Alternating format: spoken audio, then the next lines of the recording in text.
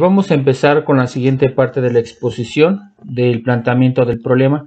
Tenemos que el taller dentro de investigación científica o en ese taller de investigación que estamos llevando nosotros, algo muy importante, ya que antes de empezar una investigación debemos de tener aspectos muy importantes. Uno de ellos es delimitar, ¿sí?, delimitar el tema de estudio que se va a llevar en su pertinencia y ver sus factibilidades, si es factible o no. Entre esas situaciones tenemos que ver la cuestión económica, personal o temporal.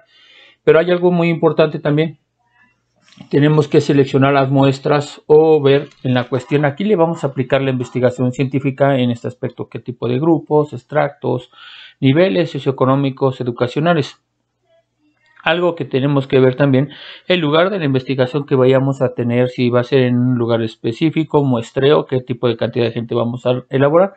Son algunos aspectos que se deben de tomar en cuenta. También el documentarse sobre la temática, investigar. Es algo que hemos venido trabajando, la cuestión temática. Si nuestro proyecto de investigación es factible, tenemos que ir construyendo el marco teórico sólido para que nos propongamos bien el diseño de este mismo y sea sensato y factible, ya que también no podemos investigar cosas que son imposibles de realizar por las cuestiones antes mencionadas, la cuestión económica, personal, el lugar, la cuestión económica, educacionales o los casos que se van a elaborar. Antes de todo eso tenemos que elaborar nuestra hipótesis y nuestra hipótesis mismo, nuestros objetivos, llevarlos a cambio de ciertas cuestiones previas que se deben de analizar. En ese aspecto tenemos que hacer una situación comparativa. ¿Qué es la investigación cualitativa? ¿Qué es la investigación cuantitativa? La cuestión cuantitativa es una cuestión subjetiva. ¿A qué se refiere con esto? Que nuestras observaciones no van a tener una situación tan fácil, debe haber una cuestión comprensible del tema, desde una percepción y una comprensión del tema a abordar como investigar. En la cuestión cualitativa estamos hablando de cualidades, acciones, cuestiones físicas, pero también tenemos que llevar a cuestiones de deducciones y a partir de estos datos que tengamos nosotros, tenemos que buscar y entender el proceso de cómo lo vamos a interpretar. Este tipo de datos generalmente no se pueden generalizar. Es una cuestión de nuestra realidad, también es una cuestión de nuestra realidad. Está basada en interrelaciones, interpretaciones subjetivas en ese aspecto. Ahora, si nos vamos a la investigación cuantitativa, tenemos que ver algo que es muy objetiva, ¿sí? Por medio de la observación controlada, ¿sí? Y que se pueda manipular. Tenemos que hacer deducciones de datos y deducciones de este mismo datos que fueran diferenciales, y estos datos pueden ser generalizables. Igualmente, la realidad debe ser estética, basada en interrelaciones de nuestra realidad y de nuestro contexto. En ese aspecto hay algo muy relevante que tenemos que tener, que todo cuando se tiene un planteamiento del problema, un proyecto de investigación, tenemos que ver al individuo como todo función de investigación. ¿De qué forma? En una época determinada tenemos que ver en una situación muy personal los intereses y nuestra posición social que tenemos que ser o llevar a cabo sobre la investigación. Tenemos que ver también el medio ambiente, aspectos sociales específicos del estudio que vayamos a realizar con el individuo o la situación a investigar en ese aspecto. Algo que tenemos que tener muy claro, el pensamiento no puede ser puro reflejo de los objetos o objetos que no hablan de sí mismos, sino existe también una relación entre ambas situaciones. ¿Qué significa? El proyecto de investigación, como nosotros como objeto de estudio, nuestro sujeto debe estar relacionado con esa misma situación. ¿A qué se lleva a cabo? Que nosotros tenemos que hacer proyectos realistas, que esté relacionado a nuestro entorno, a nuestro contexto, y eso nos puede ayudar a relacionar bien nuestro contexto de investigación.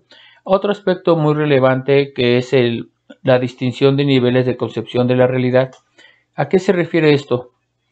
Que tenemos diferentes tipos de contextos de nuestra realidad. Primer esquema, estamos hablando de un universo muy grande, ¿sí? En la letra A, si vemos, es lo máximo, ¿no? Lo más grande que podemos tener población, pero también tenemos que tener un universo de estudio que ha sido investigado, lo vamos concretando. Y como la última letra dice C, es el universo más conocido, investigado, que nosotros tengamos conocimiento del mismo. En esa situación tenemos que llevar a cabo aspectos muy relevantes. ¿A qué me refiero con todo esto? ¿Qué tenemos antes? ¿Sí? qué es el problema teórico que hemos investigado y qué nos puede llevar a fin de este tipo de investigación a cabo. Después, ¿qué vamos a ver? Y ya teniendo eso vamos a poder tener una ruptura, ¿sí?, suficiente, o puede ser una ruptura insuficiente dependiendo de la temática a investigar, o el tema que ya se investigó nos va a decir pautas si somos congruentes o no con nuestra evolución de nuestro proyecto de investigación. ¿A qué me refiero más? Que nuestra propia teoría del conocimiento está explícita en hechos, ¿sí? Estos hechos deben de ser el conocimiento derivado de nuestras conclusiones, de nuestros fenómenos que tenemos que estudiar y que estén orientados a la investigación y que estén explicados a nuestra realidad en esa situación. Algo muy relevante detrás de todo esto, estamos hablando que en nuestros esquemas de relación dentro de las teorías de los hechos tenemos dos situaciones: generalización de un problema, la teoría general del tema, el marco conceptual y teórico que ya hemos investigado sobre el tema, y cómo lo vamos a aproximar a nuestra realidad, de qué forma.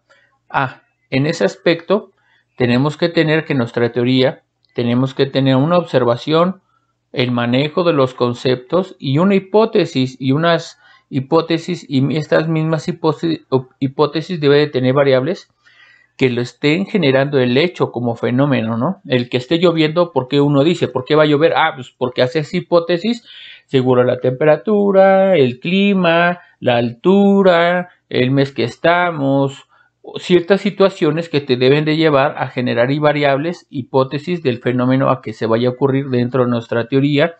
Es definir aspectos teóricos que tengamos sobre el fenómeno, generar una hipótesis y variables que nos pueden ayudar por qué se dan y se generan ese tipo de hechos.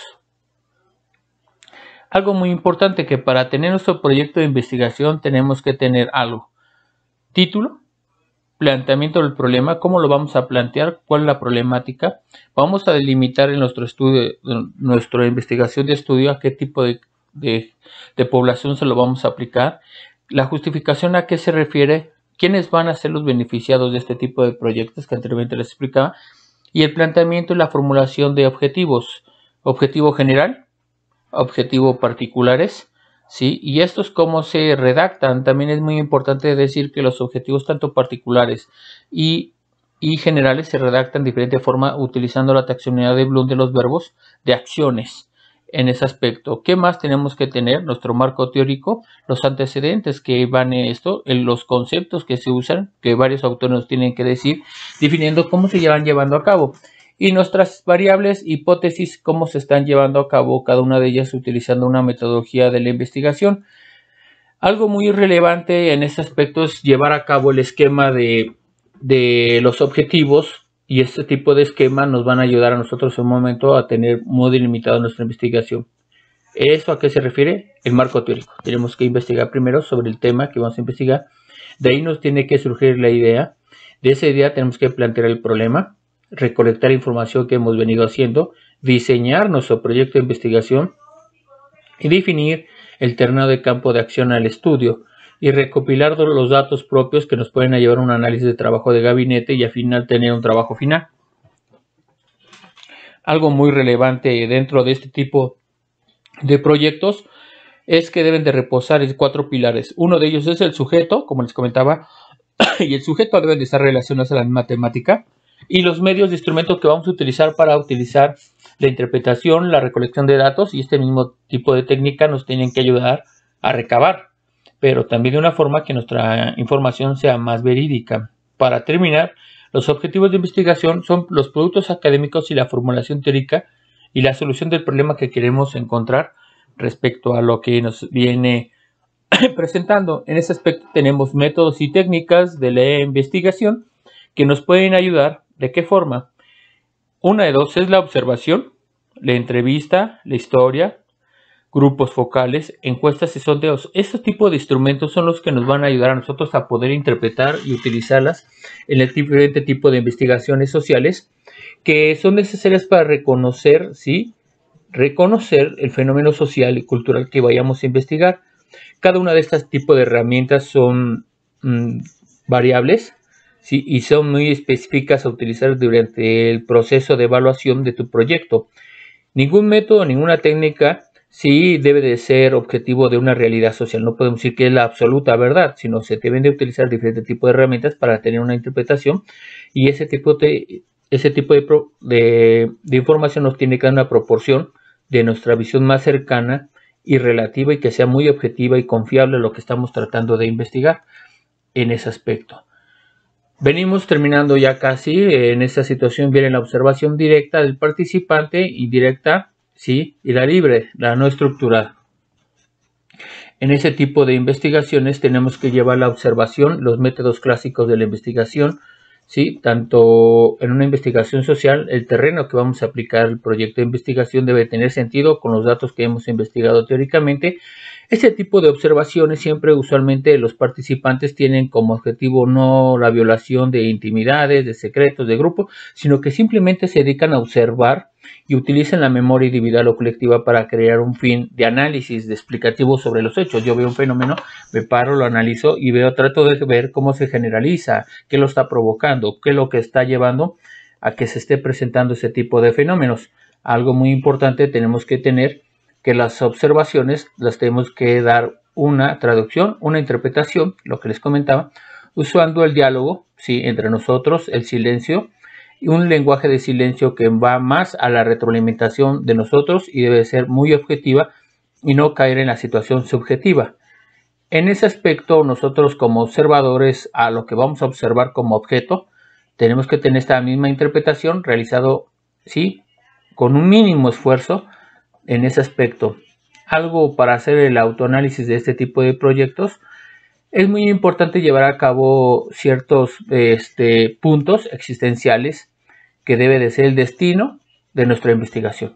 El análisis, la moda, por qué se está dando ese tipo de fenómenos, si son erróneos, si son fenómenos esporádicos o son reales y se estén dando constantemente en ese tipo de situaciones. Algo que tenemos que tener son las informaciones o los informantes, ¿sí? Son los que nos van a dar parte de una entrevista, la situación de investigar. La observación libre exploratoria es una situación más libre, no muy estructurada, pero es un conjunto de ideas que nos van a llevar a desarrollar cierto tipo de aspectos necesarios para nuestra investigación.